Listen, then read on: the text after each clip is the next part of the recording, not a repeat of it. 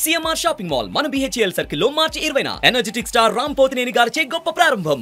Delhi liquor కేసులో మరో కీలక పరిణామం చోటు చేసుకుంది. తెలంగాణ ఎమ్మెల్సీ కవిత కేసును విచారిస్తున్న ఢిల్లీలోని రౌస్ అవెన్యూ కోర్టు ప్రత్యేక న్యాయమూర్తి ఎంకే నాగ్పాల్ బదిలీ అయ్యారు.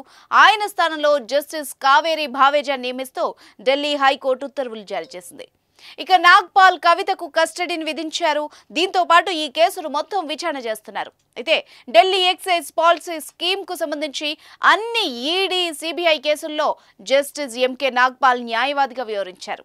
జస్టిస్ నాగ్పాల్తో పాటుగా ఢిల్లీ హైకోర్టు జ్యుడిషియల్ సర్వీస్లోని మరో 26 మంది జడ్జీలు బదిలీ చేస్తూ ఢిల్లీ హైకోర్టు నిర్ణయం తీసుకుంది. ఎంకే నాగ్పాల్ను ఢిల్లీ రౌస్ అవెన్యూ ప్రత్యేక కోర్టు నుంచి తీజ్ హజారీ జిల్లా కోర్టు న్యాయమూర్తిగా బదిలీ చేస్తూ ఢిల్లీ హైకోర్టు తాత్కాలిక ప్రధాన న్యాయమూర్తి ఉత్తర్వులు జారీ చేశారు.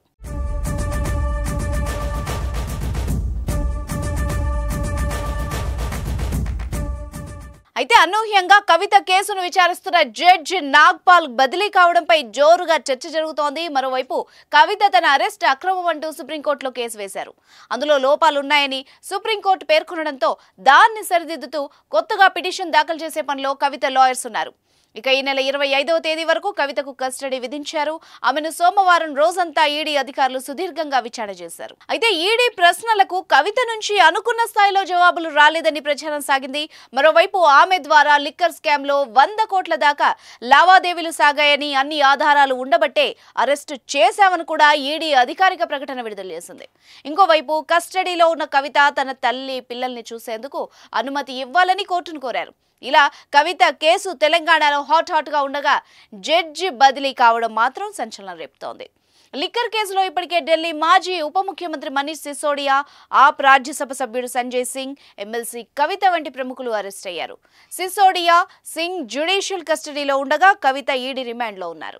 లిక్కర్ స్కామ్ కేసులో ఆరోపణలు ఎదుర్కొంటున్న బీఆర్ఎస్ ఎమ్మెల్సీ కవితను 4వ రోజు ఇవాళ ఎన్ఫోర్స్మెంట్ డైరెక్టరేట్ అధికారులు విచారించనున్నారు. ఢిల్లీలోని ఈడీ కేంద్ర కార్యాలయం ప్రవర్తన్ భవన్ లో కవితను విచారిస్తున్నారు. లిక్కర్ పాలసీ, మనీ లాండరింగ్ కేసులో కవిత పాత్ర, 100 కోట్ల ముడుపులు, సౌత్ గ్రూప్ పాత్ర, సిసోడియా, కేజ్రీవాల్ తో ఒప్పందాలు సహా నిందితులు ఇచ్చిన వాంగ్మూలాలపై అధికారులు కవితను ప్రశ్నిస్తున్నారు. రోజులో 6 నుంచి 7 గంటల పాటు సీసీటీవీ పర్యవేక్షణలో కవితను ఈడీ అధికారులు ప్రశ్నిస్తున్నారు. లిఖిత పూర్వకంగా, మౌఖికంగా కవిత నుంచి వివరాలు సేకరిస్తున్నారు.